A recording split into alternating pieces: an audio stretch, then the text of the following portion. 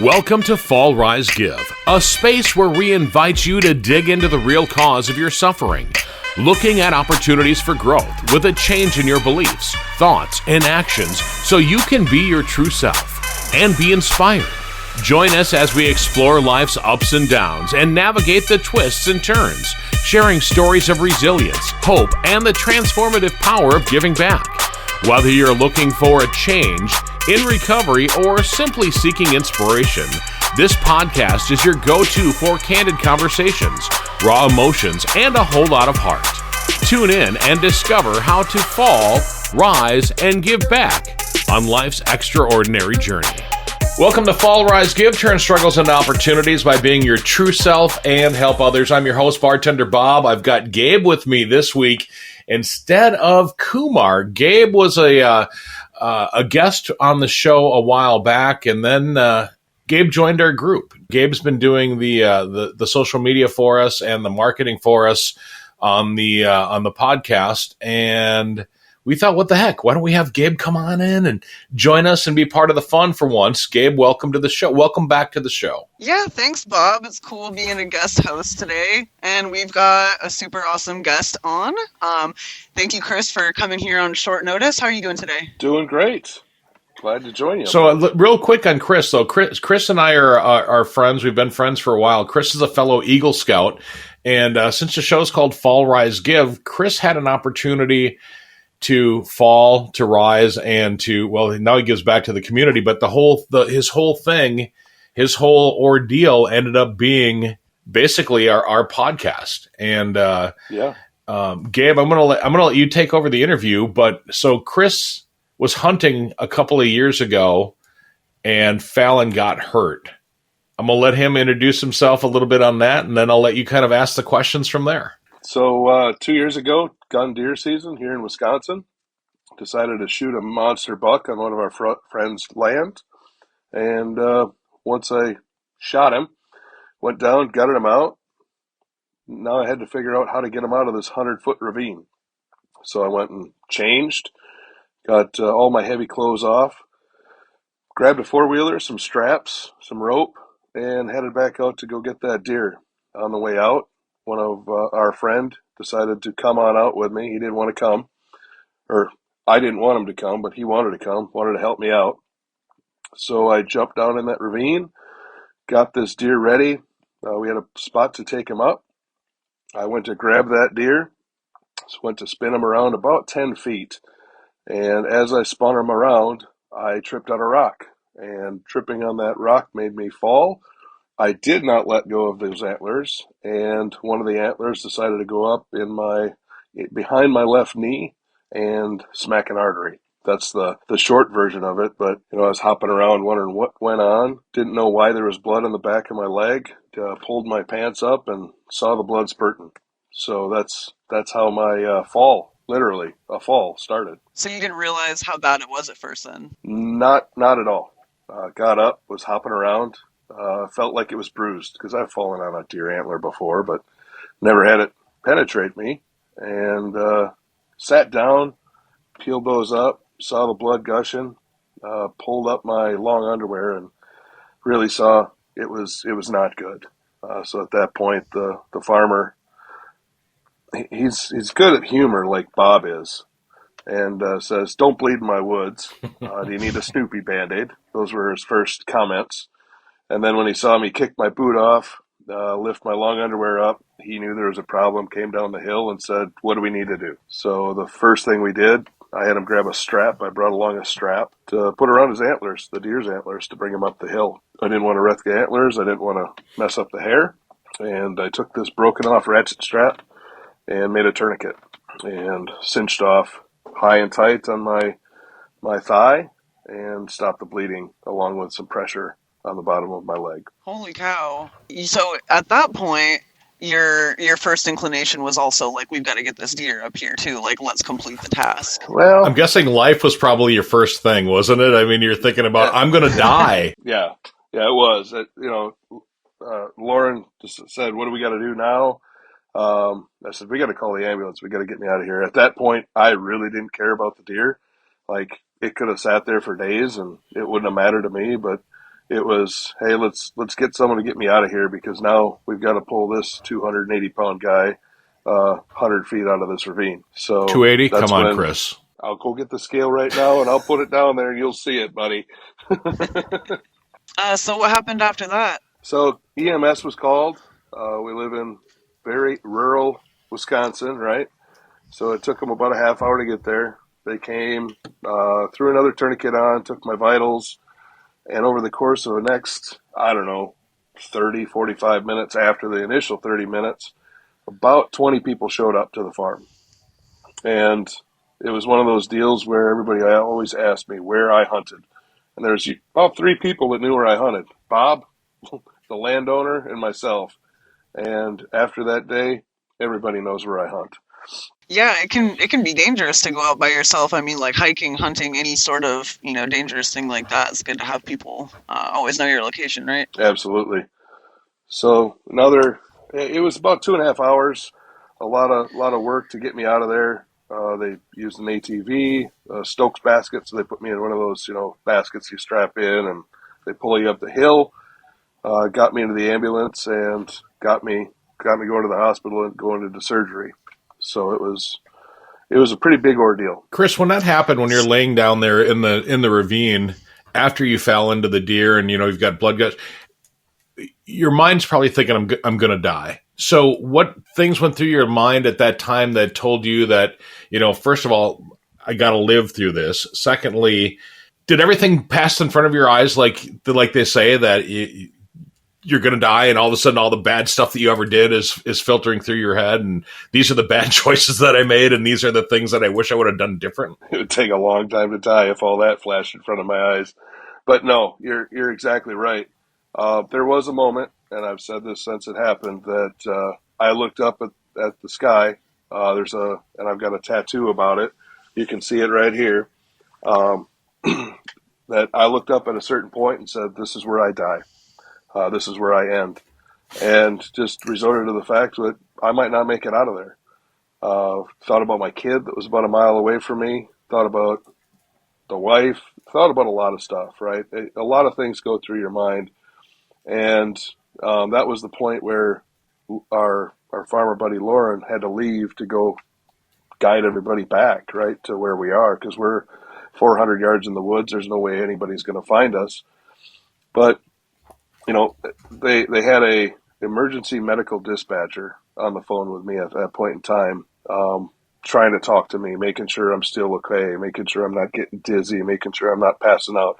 Not like they could have done a lot of things, but they talk you through a lot of stuff, just trying to keep you calm, trying to make sure everything's staying the same or getting better and not getting worse. And if it does, they're specially trained how to help you in those situations. So it was really cool to talk to them. But I was down there at that point in time before anybody else showed up, thinking this is where I end. You had the literal fall. Our podcast is called Fall, Rise, Give. I know about your rise, so let's talk about that now. Yeah. So after everything was said and done, another one of our buddies is on the fire department, Josh, and he suggested, "Hey, why don't you join?" So I'm also on the village board, and at that next village board meeting, I stood up and gave a huge kudos to our volunteer firefighter, fire department, because everybody on there is fire volunteer, right? They came out of the woods on the day that I got hurt. So the rise from there was, after that meeting, I asked for an application for the volunteer fire department, and I was going to become a volunteer firefighter and a volunteer EMS person at that point in time. So put in my application, they voted on it. They said yes. The village board voted on it, said yes. So I got approved to get on the department, which then set me forth to go through all the training that I needed. Granted, I had lifeguard training, first aid training, all that fun stuff, but that's nothing compared to going through EMS and fire training. So at that point, I spent, I don't know, I think it was 5 months in EMS training. First class came up, 2 nights a week, doing all the EMS stuff. And then another 6 months later, I took the fire training, and same thing. It was about 6 months of fire training. That was only one night a week, but I currently am doing my EMT, so I'm upskilling from what they call an EMR, which is just a responder, to further my skills and to help more people. Right, our pager's on 24/7. We make it to what we can. There's a lot of, you've got to work, but my situation, I work from home, so and my work doesn't really mind what I do. They're pretty happy for what I do. So in the middle of the day, I could get a call, jump off the meeting I'm on, and go respond to sort of medical emergency, whether it's a heart attack, a motorcycle accident that we've had a lot of, car accidents. It's really cool to be able to have the skills, the equipment, and want to give back to the community for what happened to me. Yeah, that's amazing. It seems like, I mean, that really, really changed your life, that near-death experience, to say to yourself, like, immediately, like, I want to give back to others. What are some notable experiences you've had helping people out in this EMT and volunteer firefighter work? There's been there's been a ton of them. Everything from, I think we had one pretty nasty motorcycle accident. A guy stuffed himself in a culvert, right? Like, lost control, went off the road, went in a culvert, really rough shape. On the helicopter ride, didn't know that he would make it. I got to see him the next summer, right after that, and he likes to buy shots, and very appreciative for himself to be around nowadays. I think that's one of the bigger ones. There's been just a ton of them, right? Like, they, at this point, even though it's just been 2 years, they run together. I've been on a lot of calls. I think for Ferryville, I've missed maybe 10 calls since I joined, on the EMS side. And then EMS, the thing with the small towns, right, is you may be responding as EMS, but you're also fire. So you might do traffic control. You might help extricate somebody out of there while you're doing the medical stuff as well. So it's not the strict, EMS or fire. It's you're both on some of these scenes. Kris, what's been your biggest struggle since this has happened? Finding the time to get the training done, I think, is one of the bigger struggles. Having a normal life, doing all those things that you normally do, and then spending another 8 hours a week in class, and then another probably 8 to 10 hours a week doing studying, right, for that class. That is one of the bigger struggles of, trying to do that rise portion of it, to get into it. And it's a huge roadblock for a lot of people that want to do it. Is, everybody's got a full-time job, trying to find these classes at night, and then trying to find time to do those and make them to those, because in a rural area right now, my EMT class, I have to drive an hour each way to get to class and come back from class. So it's, those are some of the struggles. Physically, got over that struggle right away. I mean, 2 days later, I was out hunting again. But yeah, that's the struggle, is, getting into it. If you're not young, if you're not 18 years old and trying to figure out what you want to do with your life and go right into it, then that's a struggle. And hey, trying to be a 45-year-old getting into the fire industry, I'm old, I'm fat. I might not look that old, but I'm old. I'm out of shape. Going through that entry-level firefighting, man, that kicked my butt. Yeah, I know some firehouses have different qualifications, prerequisites. I've got a friend in Seattle who's a fireman, and they only take, people within like a certain age range. Have you found that your local firehouse has had some requirements like that, or a lot of hoops that you've had to jump through? No, unfortunately, in these rural areas, there's not a lot of people that want to do it. And not that the requirements differ by any means. The requirements are the same. I have to pass the same tests as any normal firefighter does.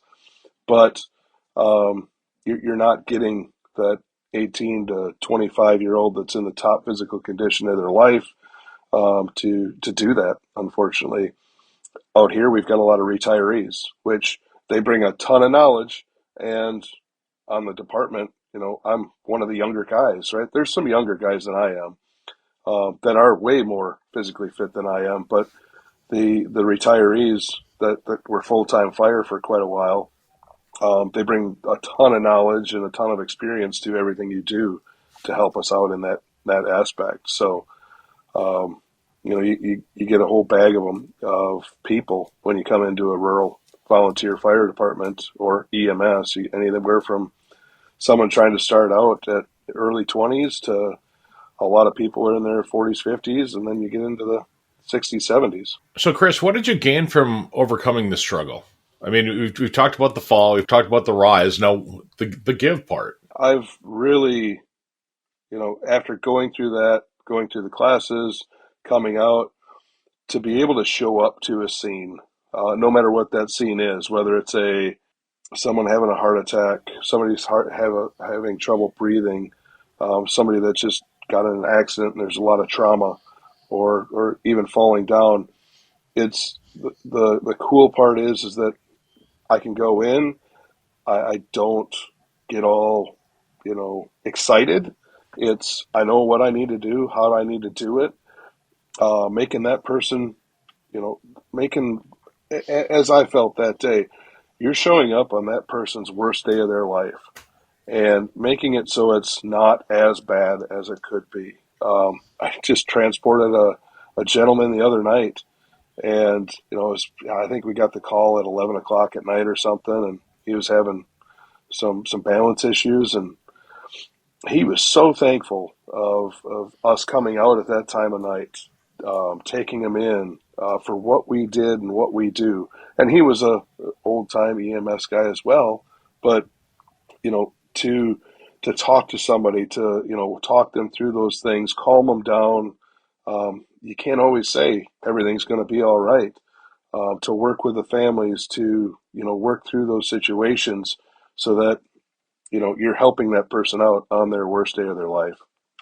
That's the real cool part. And to do that, and to me, like you, Bob, we talk to a lot of people. We can talk to just about anybody, and to do that and make them feel better about the situation they're in that horrible time is so cool. It's so fun, and not getting excited about it. Like, when I say excited, your adrenaline's pumping through that, but you're still doing what you have to do, and you're not missing things, so that you're helping that person medically and mentally. Do you feel like that was difficult for you at first? I mean, you went through like a fairly traumatic event. Do you feel like you suffered mentally after that at all, to the point where doing this kind of work was maybe harder at first? No, the hardest part was mentally. The hardest part for me was I don't have a lot of experience, and what am I walking into, right?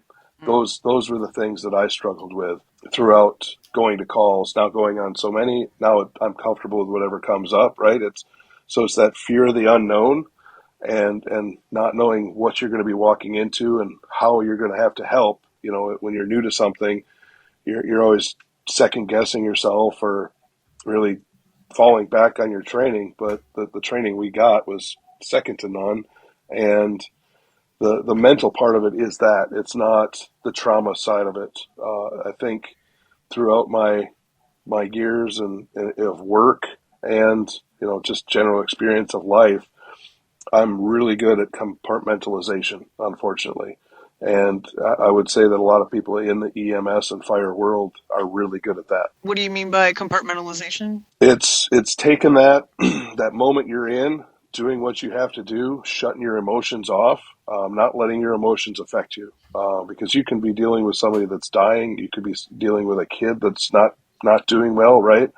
And if your emotions, if your feelings get in the way of how you're treating that patient or dealing with that patient, the outcome might not be as good as it would if you can shut that off. And also, I mean, I know for a fact that you've dealt with friends too that, that have had heart issues, or they've passed out, or, I mean, they've had multiple different things when you're out in public, and to have something like that happen, with, somebody that's relatively new to doing the craft, it's, you got to be able to push some of that stuff away in order to do the job. You do. And in the public eye, you're one thing, right? To the same effect, friends that have died, right? And you come up on them. And it's hard in the moment. You have to be there for the families of the people that are there or your friends that are there, right? I mean, the thing I always have said since the beginning of this is that it's not if, but when I'm treating a friend for something that's bad, right? And it's happened quite a few times. So dealing with it in the moment, and then talking about it when they're comfortable with it because they went through it. You helped them through it, but you don't want to spark anything in their memory on that. You don't want to embarrass them about things. You want to make sure that they're good with it too. But there is a lot of, say, internal struggles that you have at home. You get done with those calls, you come home, nobody else sees it. We've had a couple pretty nasty accidents where we have a debriefing as a group. So everybody involved, from the dispatchers to the law enforcement to police to ambulance to the coroner to everybody that's on that scene, shows up and we have a debriefing between 48 and 72 hours to help organize things in your head, talk about what happened, kind of a counseling session, but really to get things out, because the best therapy for a lot of this is talking through it, just getting it out. And us as I've got a group of fellow EMS and firefighters that we talk about a lot of these things, because too, you have to worry about HIPAA, right? You can't talk about details of things about your patients with anybody, but anybody that was on that scene. So you have to have that core group to be able to talk to and tell those things to. So my big question for you is, like, none of us are spring chickens, so like switching careers, a little later in life can be a thing. And I recently, I was a truck driver for the last 7 years and decided I needed a career change, and then went to, remote social media work, which is not like what you did. Right. Not, I'm not sure what you were doing before, but to switch into something like this and maybe overcome certain fears and like self-doubt, that you would be good at it and like learn all the things that you've learned. What got you over that? I'm still a volunteer, right? I still have a daytime job. I have thought about this as my full-time job, and it's a lot of talking to a lot of people that are in the industry, right? Like, no matter what the industry is, but I have a few people that I've talked to, and you talk to them for a half hour and you get some questions answered, and then you're driving down the road and you have about 30 more questions that come up, but it's just, what do you want to do? And I think one of the biggest fears I ever had was, how am I going to remember all this stuff? And going through it, doing it, it's common sense, right? There's a lot of common sense things about the human body. Kris, I heard you do another podcast a while back, and you were talking with the host of that podcast about getting everybody in your family a trauma first aid kit. And I just want you to kind of go through it and let everybody that's listening to this know what a trauma first aid kit is, because I had no idea prior to hearing that podcast. Yeah, very good idea. So simple things, like I talked about a tourniquet. I was able to use something out in the woods that I brought with me as a tourniquet. But having a tourniquet, they make something called an Israel bandage, hemostatic gauze. Just having the trauma first aid kit with you, that's one thing, right? Knowing how to use the things that are in there is really the important thing. I had that tourniquet on for 2.5 hours, and the studies that they've done with the military, it can go up to 3 hours. You're supposed to write your time on it, so you make sure they can know how long and how good that limb is after that. But your tourniquet, your gauze, I mean, holding pressure is probably one of the biggest things you can do if you don't have a tourniquet or that hemostatic gauze. That Israel bandage, it's a thick bandage that puts pressure around it, clips itself in, and holds itself in place. So you can, try to get yourself into a place, or if you have to drive yourself in, they call it cravats. It's basically a sling. It's a big handkerchief from back in the Boy Scout days. They make them with roll-up splints. So it's two pieces of foam with a piece of aluminum in the center of it. And you can form this thing to be a splint, so you can use this cravat and tie it around there if you have to, if you break your ankle or something along those lines. Chris, how would you like to be known? I want to be known as the guy that helped other people whenever he could and was just a stand-up guy. You are a stand-up person, and I think that you are a good person and a great person to have as a friend and in our community. But one of the other things that I remember on the podcast that I heard you do before is that your phone had no service, but at the same time, there's a way for you to use your phone if you have no service. So if you're listening to this in the middle of nowhere, this podcast, and you have a trauma, you have an issue, there's a way that every single cell phone can get a hold of someone at 911 or somebody to let them know or to ask them for help, correct? Yeah. So it needs to be a newer phone. With your phone services, they all have a satellite, because obviously they're getting your location. And with that, there's a service that I found out about after my accident, that if I would have hit emergency mode, so there's that little SOS and satellite dish in the upper right-hand corner of your phone. If you go to text or try to call, it most likely won't call, but you can text back and forth with the server, somebody at Apple or at Android or at Google, and they will dispatch out, based on your issues, EMS for you. So even though you don't have quote-unquote cell service, your phone's hooked to a satellite, all with location services. So they're able to give the coordinates out to the EMS, get them out there to help you. There's some delay to it, right? So don't expect it to be like you're texting your buddy, unless they're a buddy like Bob that doesn't text back for an hour or two. There may be a delay in the response to your text, but no, they got it. The other thing is, I know down in Vernon and Crawford counties, they use this service called What 3 Words. So when you call in, your location service pings out, and it tells whatever towers tell it where you are geographically. The dispatch people will give your 3 words to the emergency first responders, and they can type it in their app, and it's just 3 random words, like Bob, Gabe, Kris, will take you to a 3-foot by 3-foot square on this earth. And depending on what words are used and what order they're used in, it'll bring you right to it. So it's a cool service that your location services typically do ping out when you make a phone call, even though it's not on. But say you're going out in the woods, make sure your location services are on, so that if those situations come about, people can find you. Fall, Rise, Give. Turn struggles into opportunities by being your true self and help others. Chris had the fall, he had the rise, and now he has the give. And hopefully his story can help you into your future. And if you happen to be stuck in the woods somewhere and are needing some help, you'll be able to utilize some of the things that we've talked about here on the podcast. Thanks for having me today. Gabe, you got any final thoughts? That was just such an incredible story, dude. I'm so glad you came on here and shared that with us. Very, very inspiring. It really makes me it makes me think over my life a little bit more, honestly. I've never volunteered for a thing in my life, but I know there's so much more that I could be doing.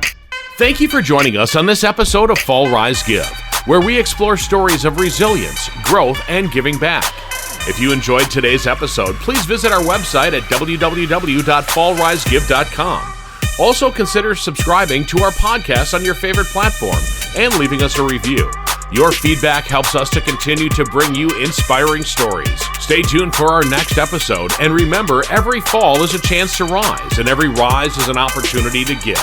Until next time, keep falling, rising, and giving. This is Fall, Rise, Give, produced by podcastforhire.com.